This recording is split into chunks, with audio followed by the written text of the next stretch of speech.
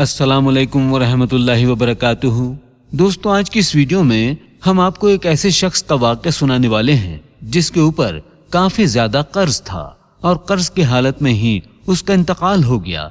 फिर उसके साथ कब्र में क्या मामला पेश आया, उसे देखकर आपकी रूह कांप जाएगी। आपसे गुजारिश है कि इस वीडियो को पूरा जरूर देखें। चलिए देखते हैं ये वीडियो। सऊदी अरब के शहर बरीद में पेश आने वाला एक सच्चा वाकया एक सऊदी ताजिर का बयान है कि मैं और मेरा दोस्त सऊद शहर बरीदा में तिजारत करते थे। एक दिन मैं जुमे की नमाज के लिए बरीदा की मस्जिद अल कबीर में गया। नमाज जुमा के बाद जनाजे का ऐलान हुआ। जनाजे की नमाज अदा की गई। लोगों ने एक दूसरे से पूछना शुरू कर दिया कि ये जनाजा किसका है। पता चला कि ये जनाजा मेरे ही दोस्त सऊद का है जो गुज़िश्ता रात दिल का दौरा पड़ने से इंतकाल कर गया था। मुझे सुनकर इंतहाई सदमा पहुंचा कि ये 1994 की बात है। उस वक्त अभी मोबाइल आम नहीं हुआ था। चंद महीने गुजरने के बाद वहां के एक दुकानदार ने मुझसे बात की कि मरहूम सऊद के जिम्मे मेरे 3 लाख रियाल है, तो आप मेरे साथ चलें, हम जाकर उसके बेटों से बात करें। और ये बात पहले से मेरे इल्म में थी कि सऊद के जिम्मे ये कर्ज है। चुनाचे हम मरहूम के बेटों से जाकर मिले। बातचीत हुई तो उन्होंने बगैर किसी ठोस सबूत के रकम लौटाने से साफ इनकार कर दिया और कहा, हमारे बाप ने तो सिर्फ 6 लाख रियाल छोड़ा है। अगर हम 3 लाख रियाल आपको दे देंगे तो फिर हमारे पास क्या बचेगा। उस दौर में बहुत सा लेन देन बहा एतमाद भी होता था। चुनाचे हम वापस आ गए। यूं वक्त गुजरता गया, लेकिन हर वक्त मुझे सऊद की याद सताती रहती। मैं सोचता रहता कि ना जाने कर्ज न चुकाने की वजह से कब्र में उसके साथ क्या बीत रही होगी। एक दिन मैंने अपने प्यारे दोस्त का कर्ज उतारने का अज़्म कर लिया। उस इरादे के बाद फिर मुझे 2-3 दिन तक नींद नहीं आई। जब भी मैं सोने के लिए आंखें बंद करता तो सऊद का मुस्कुराता चेहरा मेरे सामने आ जाता, गोया वो मेरी मदद का मुंतजिर हो। तीसरे दिन मैंने अपनी अज़्म को अमली जामा पहनाते हुए अपनी दुकान सामान सहित फरोख्त कर दी और दीगर जमा पूंजी इकट्ठी की तो मेरे पास 4.5 लाख रियाल जमा हो गए। उनमें से 3 लाख रियाल से दोस्त का कर्ज अदा किया, जिससे मुझे दिली सुकून मिला।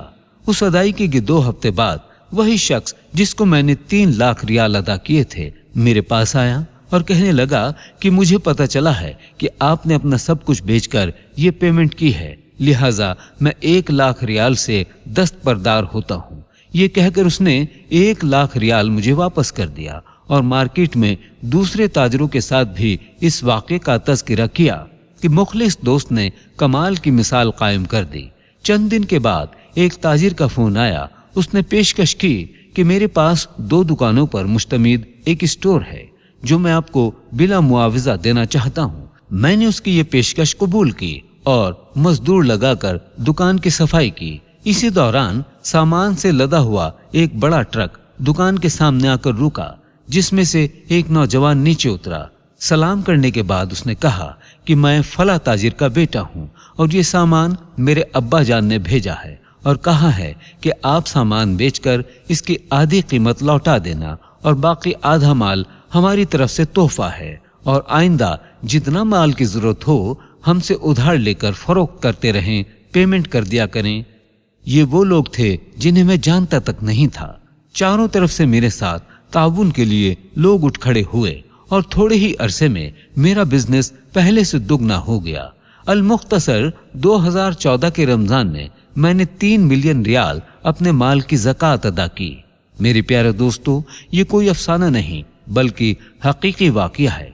तो क्यों ना फिर आज हम सब भी अपनी अपनी बसात और इस्ताअत के मुताबिक खुद से अहद करें कि उन्हें अजीज रिश्तेदारों, हमसाया, अलकाए अहबाब में मौजूद तमाम जरूरतमंदों की मदद करके अपनी जिंदगी में इस नेक काम का आगाज करेंगे और ये कार्य खैर के काम अपनी आइंदा नस्लों में भी मुंतकिल करेंगे। इंशाअल्लाह ये जरूरी नहीं कि हम किसी की मदद करने के लिए हजारों लाखों खर्च करें, बल्कि हमारे पास अगर 10, 20, 50, 100 रुपए की गुंजाइश है तो हमें ये नेक अमल इसी रकम से अदा करनी चाहिए। जब तक बंदा अपने भाई की मदद में रहता है, अल्लाह ताला भी उसकी मदद करता रहता है। तो आइए अपने रब्बे कायनात की खुलकर मदद मांगते हैं اور آج سے اس کام کا آغاز کرتے ہیں۔ اللہ پاک ہم سب کو سمجھنے اور نیک عمل کرنے کی توفیق عطا فرمائے، آمین رب العالمین۔